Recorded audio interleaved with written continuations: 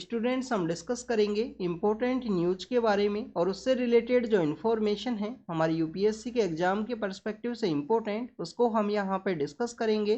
First news is regarding the retail inflation के बारे में है। स्टूडेंट, दिसंबर के मंथ के समय में जो रिटेल इन्फ्लेशन है वो इंक्रीज हुआ। रिटेल इन्फ्लेशन मीन्स बेसिकली जो गुड्स एंड सर्विस का जो सेक्टर है वहाँ पे जो महंगाई है वो देखने के लिए मिला है दिसंबर के मंथ के समय में। आप देखिए कि गुड्स का जो सेक्टर है उसके अंदर हमारे जो फूड आइटम्स हैं उनको भी यहाँ पे इंक्लूड करते हैं, जिसके अंदर फ्रूट्स एंड वेजिटेबल्स हैं। उनके अंदर जो इन्फ्लेशन है, जो महंगाई है, वो देखने के लिए मिला यहाँ पे दिसंबर के मंथ के समय में। स्टूडेंट्स, अगर हम रिटेल इन्फ्लेशन के बारे में बेसिक इन्फॉर्मेशन को डिस्कस करें तो आप देखिए कि जो कंज्यूमर प्राइस इंडेक्स है उसके अंदर में जो सीपीआई का जो इन्फ्लेशन डाटा है उसके अंदर इंक्लूड किया जाता है रिटेल इन्फ्लेशन का जो इन्फॉर्मेशन है उनको। और सीपीआई का जो यहाँ पे जो डाटाज है उसको यूज किया जाता है मॉनेटरी पॉलिसी कमेटी के द्वारा इन्फ्लेशन को टारगेट करने के पर्सपेक्टिव से। आरबीआई के जो गवर्नर हैं उनकी चेयरमैनशिप के अंदर आपको जो मॉनेटरी पॉलिसी कमेटी है वो देखने के लिए मिलता है। और आप देखिए कि मॉनेटरी पॉलिसी कमेटी के द्वारा 2 मंथ के बेसिस पे एक मीटिंग है उसको ऑर्गेनाइज किया जाता है। उसके अंदर में बेसिकली कुछ टूल्स अवेलेबल है मॉनेटरी पॉलिसी कमेटी के रिगार्डिंग में, जिनके थ्रू यहाँ पे इन्फ्लेशन है उसको टारगेट किया जाता है कंट्री के अंदर में। आप देखिए कि आपको मॉनेटरी पॉलिसी कमेटी का जो टारगेट है उसके बारे में इंफॉर्मेशन होनी चाहिए कि 4+-2 का एक कॉन्सेप्ट है। वहाँ पे इन्फ्लेशन है उसको मैक्सिमम बेसिकली 6% होना चाहिए और मिनिमम यहाँ पे 2% होना चाहिए। तो 2 और 6 के परसेंट का जो टारगेट है उनके बीच में इन्फ्लेशन को यहाँ पे रेगुलेट करना है एमपीसी के द्वारा। एमपीसी के पास में, मॉनेटरी पॉलिसी कमेटी के पास में कुछ टूल्स हैं वो अवेलेबल हैं, उनके बेसिस पे जो इन्फ्लेशन है उसको टारगेट किया जाता है कि लोगों के पास में जो मनी है वो होना चाहिए या मनी को बेसिकली यहाँ पे लोगों के पास से रिड्यूस करना है। आप देखिए उसके अंदर रेपो रेट है, रिवर्स रेपो रेट है, सीआरआर है, एसएलआर का जो कॉन्सेप्ट है उन्हीं के बेसिस पे जो मनी है उसका मनी सर्कुलेशन को टारगेट किया जाएगा एमपीसी के द्वारा और इन्फ्लेशन है वो वहाँ पे कंट्रोल में आता है। स्टूडेंट्स, यहाँ पे आपको जो सीपीआई है, कंज्यूमर प्राइस इंडेक्स है, उसके बारे में पता होना चाहिए। आप देखिए कि 4 टाइप से जो सीपीआई है उसको कैलकुलेट किया जाता है। इंडस्ट्रियल वर्कर्स हैं, एग्रीकल्चर लेबरर्स हैं, उनके रिगार्डिंग में तो कौन से ऐसे 4 टाइप्स हैं उनके बारे में आप जरूर से रीड करना। और आपका यहाँ पे होमवर्क है कि कंज्यूमर प्राइस इंडेक्स का जो बेसिकली कंज्यूमर प्राइस इंडेक्स का जो बेस ईयर है वो क्या है कि जिसके बेसिस पे यहाँ पे सीपीआई है उसको कैलकुलेट किया जाता है उस ईयर का कंपैरिजन के पर्सपेक्टिव से। उसके बारे में भी आप बताना कि सीपीआई का बेस ईयर क्या है, 4 टाइप से कौन सा जो सीपीआई है उसको कैलकुलेट किया जाता है। Next is about the CEC and EC का जो अपॉइंटमेंट प्रोसेस है उसके बारे में है। आप देखिए कि chief election commissioner and election commissioners के रिगार्डिंग में सुप्रीम कोर्ट के द्वारा एक जजमेंट है उसको डिलीवर किया गया था 2023 के मार्च के समय में।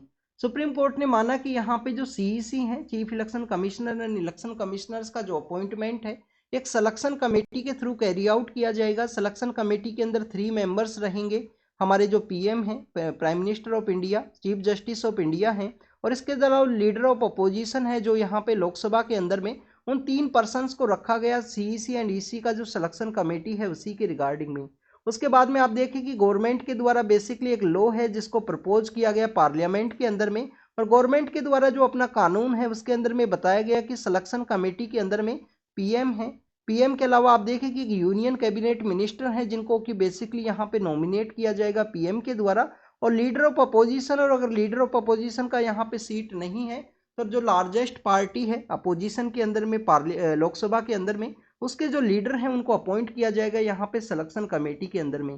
तो 3 मेंबर्स ही यहाँ पे रहेंगे, 3 मेंबर्स ही यहाँ पे रहेंगे। बट आप देखें कि यहाँ पे जो सीजीआई का जो नेम था उसको रिमूव कर दिया गया, यूनियन कैबिनेट मिनिस्टर है उसी के पर्सपेक्टिव से। तो ये जो प्रोसेस को जो चेंज किया गया उसी के रिगार्डिंग में एक पेटिशन है उसको फाइल किया गया है सुप्रीम कोर्ट के अंदर में कि आपके द्वारा बेसिकली गवर्नमेंट का जो लॉ है उसको यहाँ पे स्टे किया जा सके। सुप्रीम कोर्ट ने रिफ्यूज करने से मना कर दिया गया कि इस तरीके से जो यहाँ पे जो इंटरवेन है वो नहीं किया जा सकता है यहाँ पे जुडिशरी के द्वारा गवर्नमेंट का जो प्रोसेस है उसके अंदर में। क्योंकि स्टूडेंट जो लॉ मेकिंग पावर है वो पार्लियामेंट को दिया गया है, पार्लियामेंट के पास में जो लॉ मेकिंग पावर है प्रेजेंट समय में अवेलेबल है।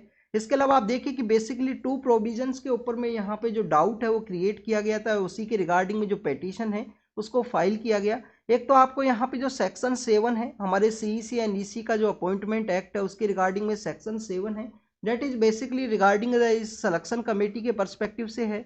आप देखिए कि पहले एक सर्च कमेटी है जो लॉ मिनिस्टर का लीडरशिप के अंदर में आपको देखने के लिए मिलेगा। सर्च कमेटी के द्वारा कुछ लोगों का जो नेम है वो सजेस्ट किया जाएगा। उसके बाद में जो सिलेक्शन कमेटी है उनके द्वारा उसका जो नेम है उनको एग्जामिन किया जाएगा और आप देखिए कि नेम के बाद में सजेस्ट किया जाएगा कि इस पर्सन को सीईसी या नीसी के रूप में अपॉइंट करना है। इसके अलावा स्टूडेंट्स यहाँ पे जो सेक्शन 8 है उसके रिगार्डिंग में भी जो कंसर्न्स हैं, जो पेटिशन है उसको फाइल किया गया। Section is regarding the 8 is regarding the कि अगर यहाँ पे कोई पर्सन है वो सिलेक्शन जो सर्च कमेटी है उनके द्वारा जो सजेस्ट किए गए हैं, सपोज कीजिए कि 3 मेंबर्स का जो नेम है वो सजेस्ट किया गया, तो यहाँ पे जो सर्च कमेटी के द्वारा जो नेम सजेस्ट किए गए हैं उनके आउटसाइड में भी जाके सिलेक्शन कमेटी के द्वारा basically PM, union cabinet minister और लीडर ऑफ अपोजिशन, अगर वो नहीं है तो लार्जेस्ट पार्टी के जो लीडर हैं लोकसभा के अंदर में, उनके द्वारा आउटसाइड द जो सर्च कमेटी के जो मेंबर्स हैं उसके बारे में उसको भी अपॉइंट किया जा सकता है सीईसी एंड ईसी के रूप में। आपको सीईसी एंड ईसी का जो इम्पोर्टेंट पोस्ट है उसके बारे में ज़रूर से पता होना चाहिए। देखिए कि हमारे कंट्री के अंदर फ्री एंड फेयर इलेक्शन को कंडक्ट कराने के रिगार्डिंग एक इम्पोर्टेंट पोस्ट है हमारे इलेक्शन कमीशन के रिगार्डिंग में। इलेक्शन कमीशन के रिगार्डिंग में आपको आर्टिकल 324 के बारे में पता होना चाहिए। आर्टिकल 324 के थ्रू आपको इलेक्शन कमीशन है वो देखने के लिए मिलता है। कंट्री के अंदर फ्री एंड फेयर इलेक्शन के रिगार्डिंग या डेमोक्रेसी का जो सर्वाइवल है उसके पर्सपेक्टिव से एक इम्पोर्टेंट इंस्टीट्यूशन है जिनके द्वारा फेयर वे में, फ्री वे में जो इलेक्शंस है उनको कंडक्ट किया जाता है। इलेक्शन कमीशन के पास में काफ़ी सारे टूल्स हैं जिसके थ्रू फ्री एंड फेयर वे में जो इलेक्शन है उसको कंडक्ट किया जाएगा। आप देखिए कि कोई मिस इन्फॉर्मेशन दिया गया है, रॉन्ग इन्फॉर्मेशन दिया गया है, कंटेस्ट करने वाले जो पर्सनस हैं उनके द्वारा उनका जो फॉर्म है उसको रिजेक्ट किया जा सकता है। ईवीएम मशीन्स को यहाँ पे अपॉइंट लगाया गया है। ईवीएम मशीन्स के द्वारा बेसिकली फेयर वे में कि बूथ का जो कैप्चरिंग है, बूथ का जो टेम्परिंग है वो ना किया जा सके। ईवीएम को टेम्पर करना है वो काफ़ी ज़्यादा मुश्किल है।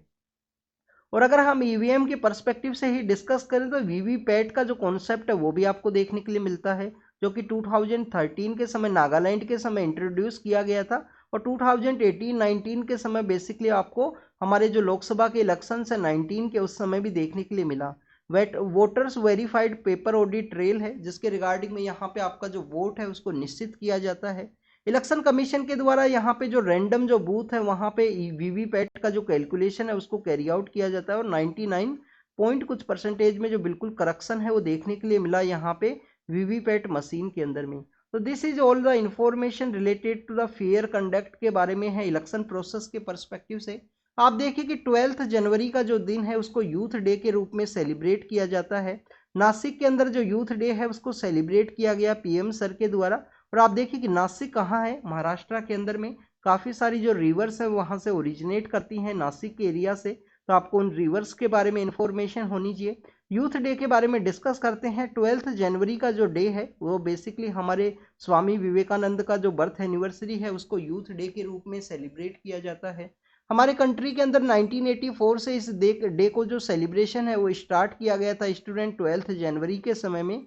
और स्टूडेंट्स अगर हम यहाँ पे स्वामी विवेकानंदा के बारे में रीड करें तो आप देखिए कि उनके द्वारा बेसिकली 1893 के अंदर में जो चिकागो के अंदर बेसिकली रिलीजियस पार्लियामेंट में इंडिया का जो फिलोसफी है उसको वहाँ पे बताया गया लोगों से। आप देखिए कि 1897 के समय में रामकृष्ण परमहंस मिशन का इनके द्वारा इस्टेब्लिशमेंट है वो किया गया था। तो this is all the information related to the Swami Vivekananda के बारे में है। आपको यहाँ पे यूथ डे के बारे में हमने डिस्कस किया। अब आप देखिए कि नासिक के बारे में, महाराष्ट्र के अंदर नासिक है वो सिचुएटेड है। कुंभ का जो मेला ऑर्गेनाइज किया जाता है वो भी नासिक के अंदर किया जाता है। हमारे कंट्री के अंदर 4 ऐसे प्लेस हैं जहाँ पे कुंभ मेला है वो आपको देखने के लिए मिलेगा। एक आपको नासिक है। नासिक के अलावा आप देखिए कि मध्य प्रदेश के अंदर उज्जैन नाम की एक जगह है जो सिपरा रिवर है उसके बैंक के ऊपर में सिचुएटेड है। उत्तर प्रदेश के अंदर में अगर हम बात करें तो प्रयागराज है जो इलाहाबाद है, वहाँ पे 3 रिवर्स है उसका संगम है जिसको कि हम त्रिवेणी संगम के रूप से जानते हैं। हरिद्वार के अंदर गंगा रिवर है। अब हमने ये रिवर्स के बारे में क्यों डिस्कस किया स्टूडेंट्स कि हमारे यहाँ पे एंशिएंट समय से ही रिचुअल जो क्लीनिंग है, रिलीजियस जो क्लीनिंग है उसका एक कॉन्सेप्ट देखने के लिए मिलता है। जैसे कि आप देखिए मोहनजोदारो के अंदर जो ग्रेट बाथ है वो देखने के लिए मिलता है जिसके अंदर में रिचुअल क्लीनिंग है वो किया जाता था, रिचुअल बाथ है वो देखने के लिए मिलता था। आप देखिए कि 14 जो जनवरी का जो दिन है उसको मकर संक्रांति के रूप में सेलिब्रेट करते हैं और उस दौरान भी बंगाल के अंदर में गंगा सागर का जो मेला है उसको ऑर्गेनाइज किया जाता है। तो आप देखिए कि गंगा सागर का जो फेस्टिवल है उसके दौरान में गंगा सागर मेला के अंदर जो रिचुअल क्लीनिंग है उसको परफॉर्म किया जाता है। 14 से जो जनवरी का जो दिन है मकर संक्रांति, उस दिन भी आपको अलग अलग पार्ट्स के अंदर जो रिचुअल क्लीनिंग है उसका कॉन्सेप्ट देखने के लिए मिलता है। इसी वजह से हर एक रिवर का जो बैंक है उसके अंदर ये एक एरिया ये सिचुएटेड है। तो आपको नासिक का जो एरिया है जहाँ पे यूथ डे को सेलिब्रेट किया गया, तो आप देखिए कि वहाँ पे कौन सा रिवर है वो फ्लो करता है, ये आपका होमवर्क है, उसके बारे में आप जरूर से रीड करना।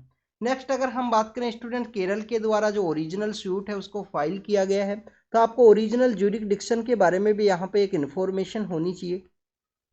तो ओरिजिनल ज्यूरिसडिक्शन है वो स्टेट्स के द्वारा सेंटर और स्टेट का कोई डिस्प्यूट हुआ है या स्टेट और स्टेट के बीच में भी कोई डिस्प्यूट हुआ है तो आर्टिकल 131 है, जहाँ पे ओरिजिनल ज्यूरिसडिक्शन है, ओरिजिनल से सूट है, उसके बारे में मेंशन किया गया है सुप्रीम कोर्ट के पर्सपेक्टिव से। तो अगर कोई सेंटर और स्टेट का कोई डिस्प्यूट है या स्टेट और स्टेट के बीच में कोई डिस्प्यूट है तो पेटिशन कहाँ पे फाइल की जाएगी? सुप्रीम कोर्ट के अंदर में। पेटिशन फाइल किसके द्वारा किया गया? केरल के द्वारा।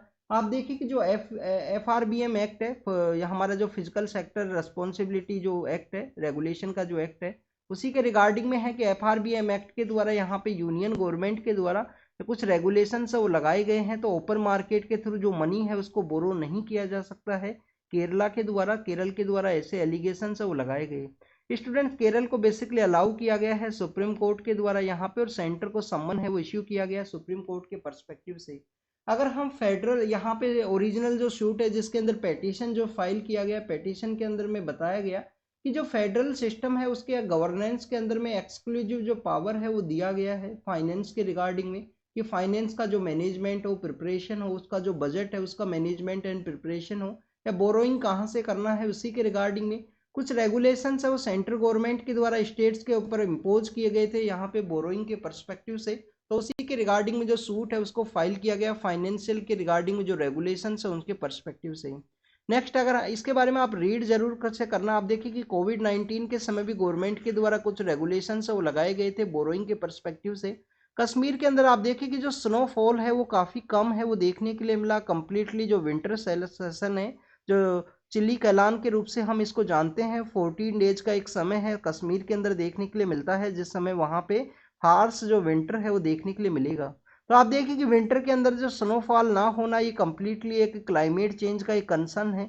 अगर स्नोफॉल वहाँ पे नहीं होगा तो आप देखिए कि आने वाले समय में जो विंटर्स है वो काफ़ी समर है वो काफ़ी ज़्यादा हार्श होने वाला है। तो उसी के रिगार्डिंग में कुछ यहाँ पे जो प्रेयर है उसको कैरी आउट किया गया है जो जामा मस्जिद है कश्मीर के अंदर में, कि यहाँ पे आने वाले समय में अच्छे से जो बर्फ़बारी है वो हो, जिसकी वजह से विंटर का जो समय है काफ़ी अच्छी जो बर्फ़बारी होगा, तो समर का जो समय हो काफ़ी यहाँ पे रिलैक्स रहेगा, काफ़ी सही रहेगा, नहीं काफ़ी ज़्यादा हार्श जो समर है वो हो सकते हैं। और एक क्लाइमेट चेंज का भी एक इंडिकेशन है। आप देखिए कि लिटिल बिट जो चेंज आया है जो बेसिकली क्लाइमेट चेंज का एक इंडिकेशन है। नेक्स्ट अगर हम बात करें स्टूडेंट काजीरंगा के बारे में है, काजीरंगा कहाँ पे सिचुएटेड है? आसाम के अंदर में। क्या ब्रह्मपुत्रा जो रिवर है, ब्रह्मपुत्रा रिवर के बैंक के ऊपर में सिचुएटेड है काजीरंगा। और अपना इकोलॉजिकल जो पर्सपेक्टिव है, जोग्राफिकल जो डिफरेंट डिफरेंट ट्रेन्स है उसके रूप से भी जाना जाता है। और आप देखिए कि काजीरंगा के अंदर आपको वन हॉर्न राइनो है वो भी देखने के लिए मिलता है। वन हॉर्न राइनो के बारे में आपको बेसिक इन्फॉर्मेशन होनी चाहिए कि वल्नरेबल उसका IUCN स्टेटस है। इंडिया के अंदर इंडियन राइनो विजन 2020 आपको देखने के लिए मिलता है। आसाम गवर्नमेंट के द्वारा उसका पोचिंग रोकने के पर्सपेक्टिव से स्पेशल जो फोर्सेज है उनको प्रिपेयर किया गया है। तो उसी काजीरंगा के अंदर में वाटर बर्ड्स का जो सेंसस है उसको कंडक्ट किया गया। स्टूडेंट्स, कल हमने जो टेलीग्राम चैनल है उसके ऊपर अमूर फाल्कन है उसके बारे में भी रीड किया था। आप देखिए कि विंटर के समय में काफ़ी सारी वाटर बर्ड्स हैं जो विजिट करती हैं हमारी कंट्री के अंदर में, क्योंकि जो सेंट्रल पार्ट ऑफ एशिया है वहाँ पे हार्श विंटर का जो समय होता है, साइबेरिया का जो रीजन है वहाँ पे हार्श विंटर होने की वजह से, और इंडिया का जो जोग्राफिकल लोकेशन है वो सेंट्रल एशियन फ्लाईवे के अंडर में है, इसी वजह से काफ़ी सारी जो माइग्रेटरी बर्ड्स हैं वो विजिट करती हैं। तो वाटर सेंसस के अंदर में यहाँ पे वाटर बर्ड्स का जो सेंसस कंडक्ट किया गया हमारे जो डिफरेंट डिफरेंट इन्वायरमेंटलिस्ट है उनके द्वारा, तो इसके अंदर में बर्ड्स की जो संख्या है वो इंक्रीज हुई है काजीरंगा के अंदर में। स्टूडेंट्स, आपको आसाम के अंदर में हमारे जो 7 नेशनल पार्क्स हैं उनके बारे में भी पता होना चाहिए काजीरंगा के ही पर्सपेक्टिव से। आप देखिए कि काजीरंगा के कौन कौन से एरियाज हैं, तो 3 ऐसे जो डिवीजन है वो बनाए गए हैं काजीरंगा के अंदर में। एक ईस्टर्न आसाम वाइल्ड लाइफ का एरिया है, नगांव वाइल्ड लाइफ का एरिया है, विश्वंत वाइल्ड लाइफ सेंचुरी का एरिया है, तो उन एरियाज के अंदर में यहाँ पे जो सेंसस है उसको कंडक्ट किया गया है। वाटर बर्ड्स यहाँ पे इंक्रीज हुई हैं सेंसस के अंदर में। तो आपको यहाँ पे आसाम के पर्सपेक्टिव से हम डिस्कस कर रहे थे स्टूडेंट। तो आप देखिए कि सपोज कीजिए आपका आसाम है और यहाँ से जो ब्रह्मपुत्रा जो रिवर है वो निकलती है। तो ब्रह्मपुत्रा का क्या सदर्न पार्ट के अंदर में सिचुएटेड है काजीरंगा, तो काजीरंगा आपको यहाँ पे देखने के लिए मिलेगा। कंप्लीटली वेस्टर्न पार्ट के अंदर में कौन सा सिचुएटेड है, रायमोना सिचुएटेड है, रायमोना नेशनल पार्क वहाँ पे सिचुएटेड है। आप देखिए कि यहाँ पे आपको जो मानस है वो देखने के लिए मिलता है, और मानस किसके साथ में अपना एरिया शेयर करता है, भूटान बॉर्डर के साथ में। और आप देखिए कि भूटान के पार्ट के अंदर में हमारे तरफ मानस नेशनल पार्क है, भूटान की तरफ आपको देखने के लिए मिलेगा रॉयल मानस। भूटान की तरफ कौन सा है, रॉयल मानस जो नेशनल पार्क है वहाँ पे हमारी तरफ है मानस है। इसके अलावा आपको नामेरी है, ओरांग है, वो आपको देखने के लिए मिलेंगे। नामेरी एंड ओरांग है, काजीरंगा है। और आप देखिए कि यहाँ पे डिब्रू सिकोवा एंड दिहिंग पटकाई नाम के जो नेशनल पार्क्स हैं वो सिचुएटेड हैं। तो आसाम के अंदर ये प्रोटेक्टेड एरिया है। आप देखिए कि आपको दीपोर बेल नाम का जो एरिया है उसके बारे में भी पता होना चाहिए। क्या वो रामसर साइट है दीपोर बेल जो आसाम के अंदर में है, या वो फ्रेश वाटर लेक है या सोल्टी वाटर लेक है। ऐसी बेसिक इन्फॉर्मेशन आपको जरूर से पता होनी चाहिए किसी भी एरिया का जो इन्वायरमेंटली जो प्रोटेक्टेड एरिया है उनके परस्पेक्टिव से। हमारे जो कोस्टल एरियाज हैं उनको प्लान करने के रिगार्डिंग में एनजीटी के द्वारा बेसिकली कहा गया है कि हमारे जो स्टेट्स हैं, coastal states and union territories, उनके द्वारा बेसिकली अपना जो कोस्टल जो प्लान है, कोस्टल जो जोन का मैनेजमेंट प्लान है उसको कैरी आउट किया जाए। कोस्टल जोन मैनेजमेंट प्लान है।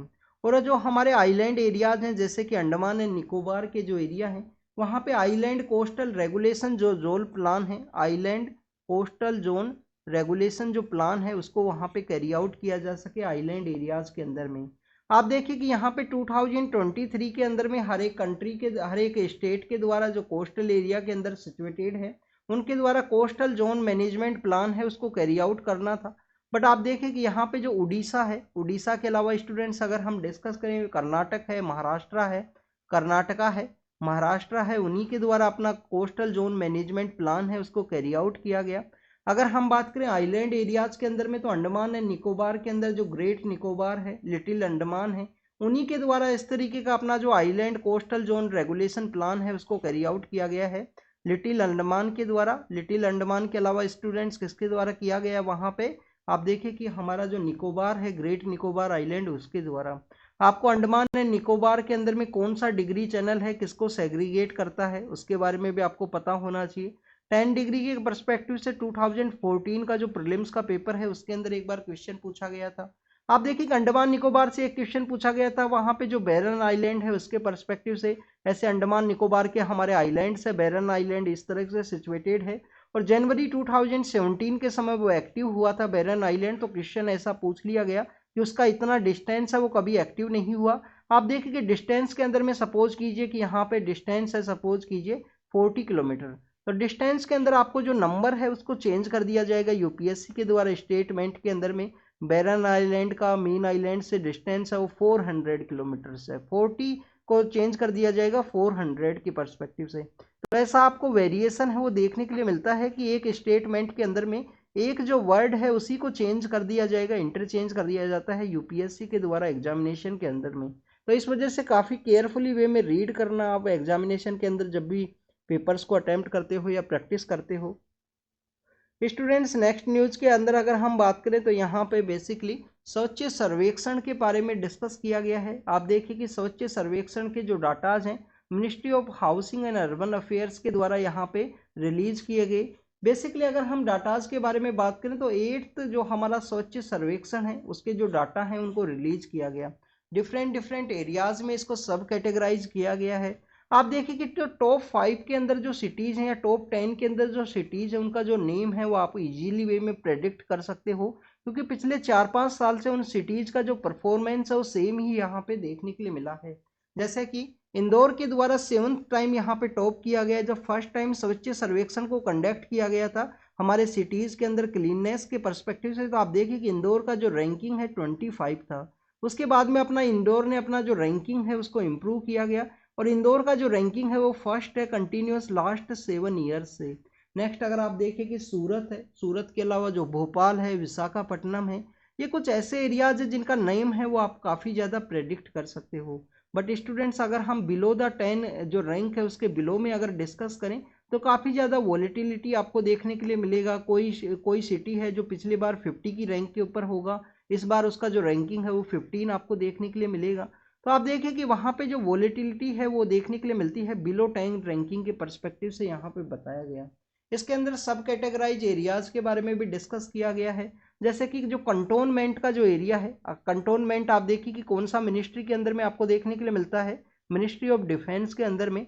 जब आप अर्बन एरियाज के अंदर गवर्नेंस सेक्टर के बारे में रीड करोगे, अर्बन एरियाज के अंदर में आपको डिफरेंट डिफरेंट गवर्नेंस के जो सेक्टर्स हैं वो देखने के लिए मिलते हैं, जिसके अंदर कंटोनमेंट बोर्ड का जो एरिया है वो भी आपको देखने के लिए मिलता है। और आप देखिए कि वो अर्बन एरिया के अंदर में है बट मिनिस्ट्री ऑफ डिफेंस के अंडर में आपको देखने के लिए मिलता है।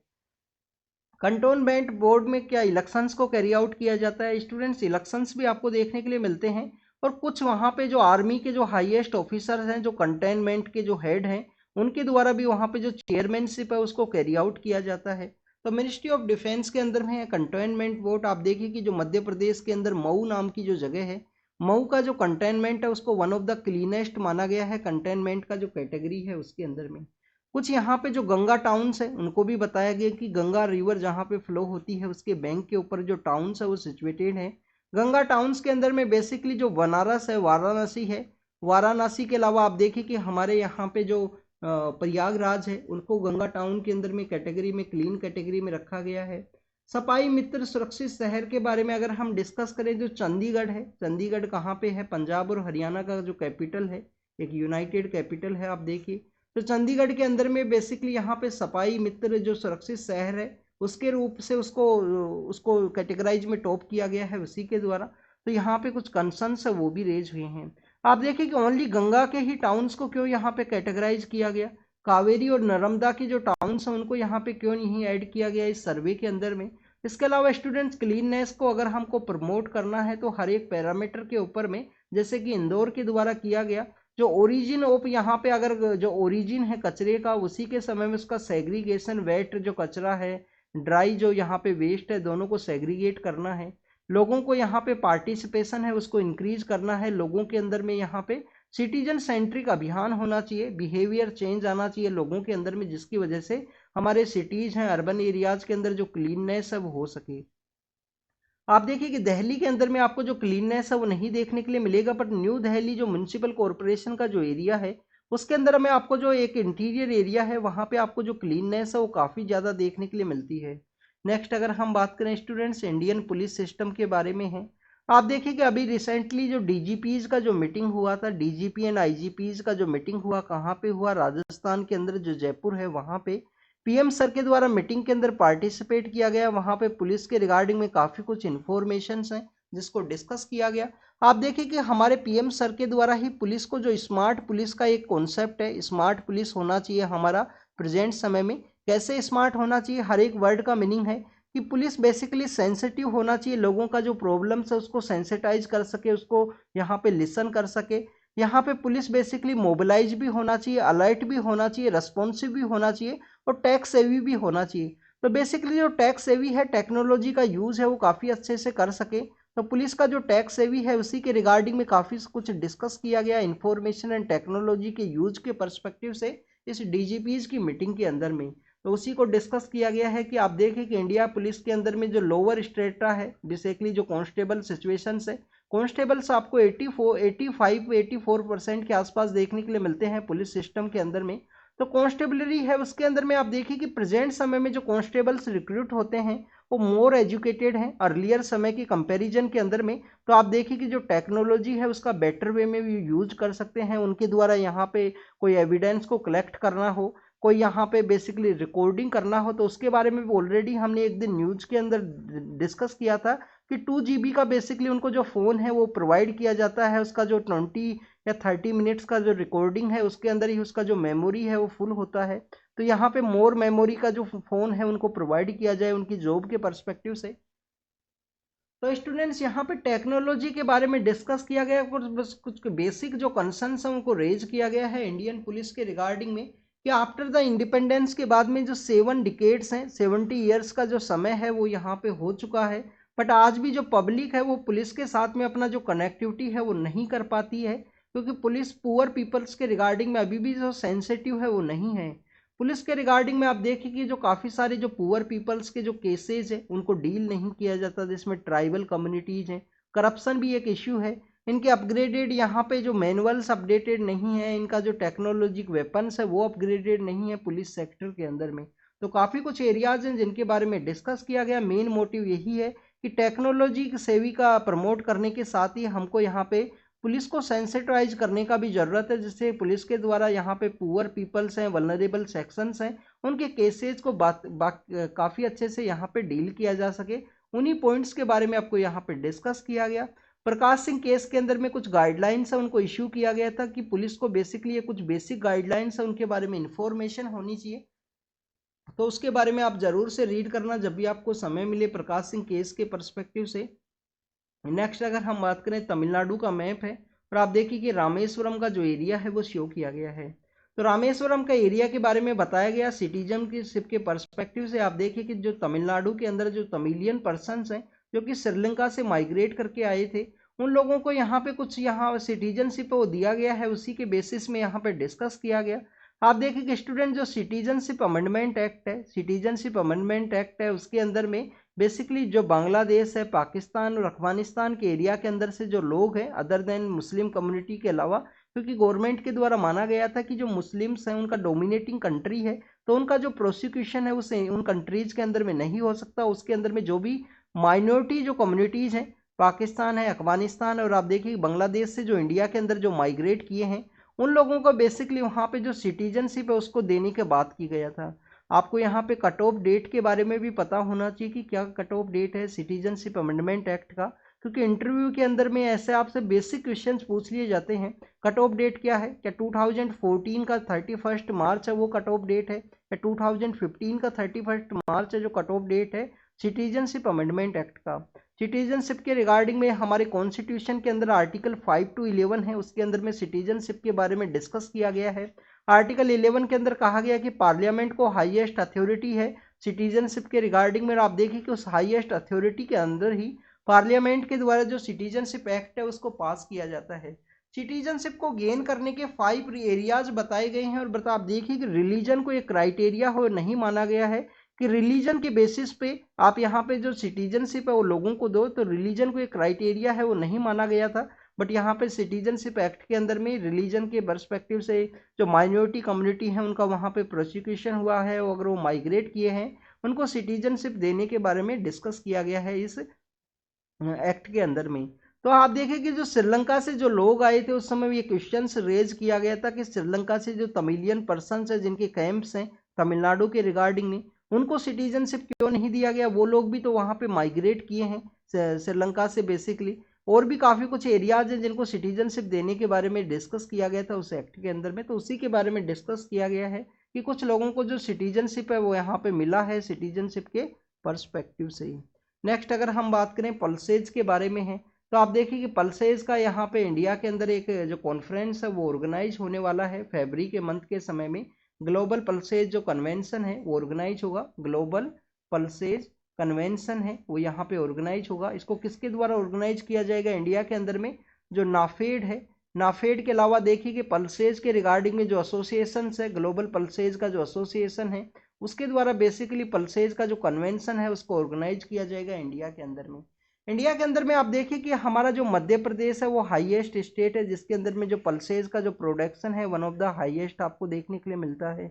इंडिया का कंजप्शन के अंदर भी आपको जो फूड हैबिट्स के अंदर भी पल्सेज का जो यूज है, दाल का जो यूज है वो आपको काफ़ी कुछ देखने के लिए मिलता है। तो स्टूडेंट्स इसके अलावा अगर हम यहाँ पे डिस्कस करें पल्सेज के ही पर्सपेक्टिव से, तो यहाँ पे पल्सेज के रिगार्डिंग में जो प्रोटीन है वो एक उसका एक इम्पोर्टेंट कंपोनेंट के रूप में ये प्ले करता है। और आप देखिए कि 18 ईयर्स के बाद में इंडिया के अंदर 2024 के समय में जो ग्लोबल पल्सेज कन्वेंशन है वो ऑर्गेनाइज होने वाला है। लास्ट टाइम 2023 के समय कहाँ पे ऑर्गेनाइज हुआ था, ऑस्ट्रेलिया का जो सिडनी है उसके अंदर में। नेक्स्ट अगर हम बात करें प्रिविलेज पैनल के बारे में है, आप देखिए कि लोकसभा के प्रिविलेज पैनल के द्वारा 3 जो मेंबर ऑफ पार्लियामेंट्स हैं उनका जो सस्पेंशन है उसको रिवोक किया गया है।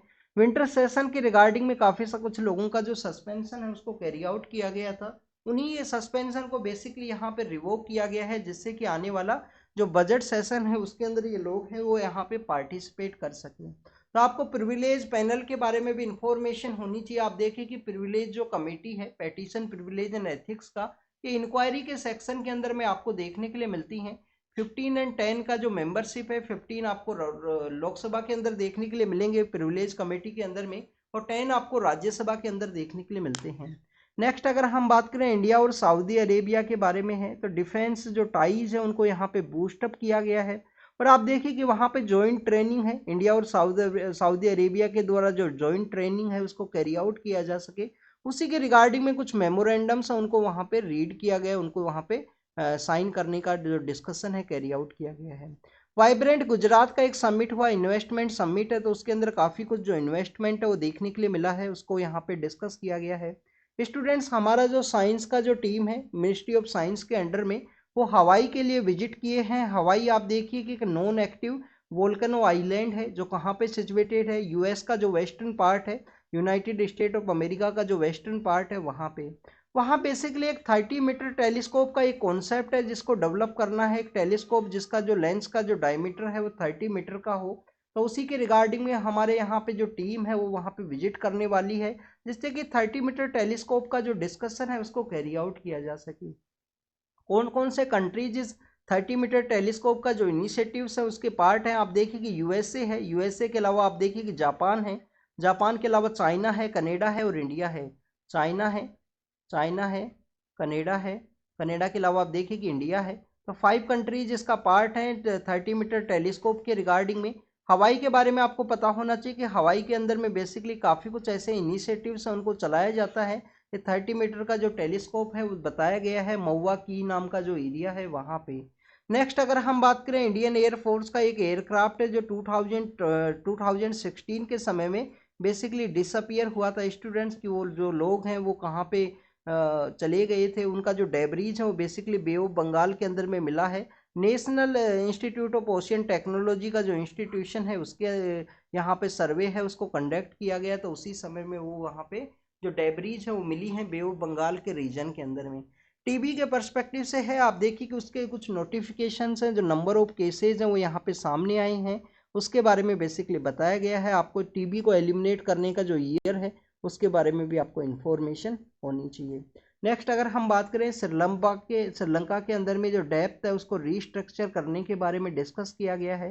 तो अप्रैल के मंथ के समय में इसको कम्प्लीटली जो फाइनलाइज है वो कर दिया जाएगा। इसका जो श्रीलंका का जो डेप्थ है उसका रीस्ट्रक्चर के रिगार्डिंग में आपको यहाँ पे आईएमएफ का जो डेप्थ रीस्ट्रक्चर स्कीम है उसके बारे में आप रीड करना। इंडिया का भी एक इम्पोर्टेंट रोल है श्रीलंका के जो डेप्थ है उसका रीस्ट्रक्चर करने के पर्सपेक्टिव से। और आप देखिए कि जब 2019 के समय में श्रीलंका के अंदर में बेसिकली वहाँ पे जो ब्लास्ट है वो देखने के लिए मिले थे, और उस ब्लास्ट के अंदर में वहाँ पे जो टूरिज्म इंडस्ट्री है जिसके ऊपर वो कम्प्लीटली डिपेंड है, उसके अंदर इन्फ्लेशन है वो देखने के लिए मिला, वो डिस्टर्बेंस है वो देखने के लिए मिला। डिस्टर्बेंस के बाद में आप देखिए कि वहाँ पे जो इन्फ्लेशन है वो इंक्रीज करता गया समय के साथ में। कुछ ऐसे प्रोजेक्ट भी हैं जैसे कि यूएस चाइना के कुछ प्रोजेक्ट हैं जो आपको देखने के लिए मिलते हैं कि चाइना के द्वारा जिस भी कंट्री के अंदर इन्वेस्ट किया गया है वो वहाँ पे जो डेप्थ के अंदर में ट्रैप होता है वो कंट्री, जिसके अंदर श्रीलंका भी एक उसका एग्जाम्पल है। तो आप देखिए कि डेप्थ ट्रैप पॉलिसी है बेसिकली चाइना का, कि वो कंट्री का यहाँ पे डेप्थ के अंदर में ट्रैप होगा, और उसको ही यहाँ पे डिस्कस किया गया है कि जिस डेप्थ को रीस्ट्रक्चर करने के रिगार्डिंग में आईएमएफ के द्वारा जो अप्रैल के समय में कैरी आउट किया जाएगा। एक पेरिस क्लब है उसके बारे में भी आपको पता होना चाहिए क्रेडिटर्स के पर्सपेक्टिव से ही। सूडान के अंदर में आप देखें कि सूडान की कैपिटल के अंदर 33 सिविलियंस है उनका डेथ हुआ है। तो ये कंटिन्यूस अफ्रीका के ऐसे काफ़ी सारे कंट्रीज हैं जिनके अंदर में कंटिन्यूस ऐसे जो इंसिडेंट है वो देखने के लिए मिलते हैं। बेल्जियम जो पीएम है उनसे चाइना के जो हेड ऑफ द स्टेट है वो मिले हैं, उनके द्वारा जो यहाँ पे टाइज हैं उनको बूस्ट करने के बारे में डिस्कस किया गया। यूके के जो प्राइम मिनिस्टर हैं कीव के विजिट के लिए गए हैं और उनको यहाँ पे सपोर्ट है वो देने का बात किया गया है। रसिया यूक्रेन का जो क्राइसिस है उस समय में उनको जो सपोर्ट है वो प्रोवाइड किया जाएगा। आप देखें कि यूके और यूएस के द्वारा एक एग्रीमेंट है उसको साइन किया गया है कि दोनों कंट्रीज यहाँ पे जॉइंटली स्ट्राइक करेंगे होती रिबेलियंस के अगेंस्ट में रेड सी का जो एरिया है वहाँ पे। तो आप देखिए कि होती रिबेलियंस को बेसिकली जो यमन के ऊपर उनका डोमिनेशन है, और यमन के ऊपर उनका डोमिनेशन होने के साथ ही जैसे ही इजराइल के द्वारा हमास के ऊपर अटैक किया गया था, काउंटर अटैक, और उसके अंदर काफ़ी सारी जो सिविलियंस का डेथ हुआ था गाजा स्ट्रिप के अंदर में, उसके बाद में हौती रिबेलियंस के द्वारा, जिनको कि ईरान के द्वारा बैक किया जाता है, उनके द्वारा रेड सी के अंदर में सी लाइन ऑफ कम्युनिकेशन के ऊपर अटैक किया गया। यहाँ पे आपको रेड सी के अंदर में जो यमन का जो पोर्ट है उसके बारे में आप जरूर से रीड करना कि वो पोर्ट कौन सा है जो यमन का सिचुएटेड है रेड सी के अंदर में। उसको ऑलरेडी हमने 2 टाइम्स के आसपास डिस्कस किया है रिसेंटली कुछ समय में। आप देखेंगे उस पोर्ट से बेसिकली रेड सी का जो कम्युनिकेशन एरिया है उसका 29 किलोमीटर का जो डिस्टेंस है वो देखने के लिए मिलता है, और वहीं से ही हौती रिबेलियंस के द्वारा जो अटैक है वो किए जाते हैं बेसिकली शिप है उनके ऊपर में। Next is about the Hamas के बारे में है। स्टूडेंट्स, हमास को यहाँ पे जीनोसाइड का जो गिल्टी है वो माना है किसके द्वारा? इजराइल के द्वारा। इजराइल के द्वारा कहा गया हेग के अंदर में जो इंटरनेशनल कोर्ट ऑफ जस्टिस है उसके अंदर में कि बेसिकली हमास को यहाँ पे जीनोसाइड का जो गिल्टी है वो माना जाए। आप देखिए कि साउथ अफ्रीका के द्वारा इंटरनेशनल कोर्ट ऑफ जस्टिस के अंदर पेटिशन है उसको फाइल किया गया था कि बेसिकली इजराइल को जीनोसाइड का जो गिल्टी है, अक्यूज्ड है, वो माना था साउथ अफ्रीका ने है। हमने साउथ अफ्रीका के बारे में कल डिस्कस किया था, उसके एरिया के बारे में। साउथ अफ्रीका जो कस्टम यूनियन है, स्वाजीलैंड एंड लिसोटो नाम की जो कंट्री हैं जो इंटीरियर पार्ट के अंदर सिचुएटेड हैं साउथ अफ्रीका के अंदर में, उनके बारे में कल हमने डिस्कस किया था। तो student, this is all the information related to the today's newspaper. आप इसको रीड कीजिए, रिवाइज कीजिए, जो भी बेसिक इन्फॉर्मेशन आपको मिला है उसको नोट डाउन जरूर से कीजिए। और आप देखिए कि रेगुलरली आप रीड करना स्टूडेंट्स न्यूज़पेपर्स को, जो एक इम्पोर्टेंट रोल प्ले करते हैं आपकी यूपीएससी की जो प्रिपरेशन है, यूपीएससी का जो प्रिपरेशन है उसके अंदर में। तो न्यूज़पेपर्स एक इम्पोर्टेंट है क्योंकि आप देखिए कि कंटिन्यूस आप कोई ना कोई टॉपिक है जिसको यहाँ पे रिवाइज करोगे। जैसे इलेक्शन कमीशन है, आर्टिकल 324 को रीड किया। पल्सेज के बारे में हमने रीड किया। आप देखिए कि पल्सेज का हाईएस्ट प्रोडक्शन कौन से स्टेट के अंदर है? मध्य प्रदेश के अंदर में। तो ऐसे आपको बेसिक जो टॉपिक्स है उनका बार बार रिवीजन देखने के लिए मिलेगा। आसाम के जो नेशनल पार्क हैं, 7 नेशनल पार्क, उनके बारे में हमने रीड किया कि वहाँ पे रायमोना है, मानस है, नामेरी है, ओरांग है, काजीरंगा है, दिहिंग पटकाई है, डिब्रू सिकोवा है, उनके बारे में। तो आप देखिए कि आप न्यूज़पेपर के थ्रू में काफ़ी सारे जो टॉपिक्स हैं उनको कवर कर सकते हो। इस वजह से आपको काफ़ी अच्छे से स्टडी करना चाहिए न्यूज़पेपर को, और बार बार रिवीजन होगा तो आपको जो जितनी भी थिंग्स हैं, सब्जेक्ट्स हैं, वो आपको अच्छे से याद होंगे। तो thank you students, thank you very much.